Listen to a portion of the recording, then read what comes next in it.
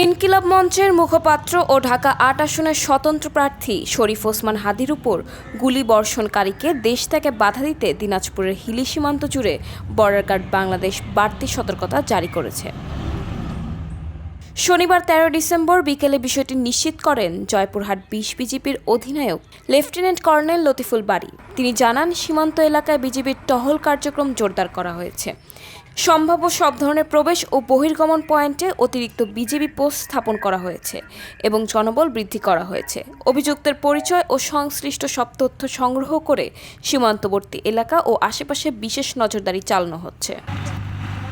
Lieutenant colonel Latiful বারী আরও বলেন, সীমান্ত এলাকার পাশাপাশি শহরের গুরুত্বপূর্ণ স্থানগুলোতেও বিজিবির চেকপোস্ট বৃদ্ধি করা হয়েছে। সন্দেহভাজন ব্যক্তিদের কঠোরভাবে তল্লাশি করা হচ্ছে।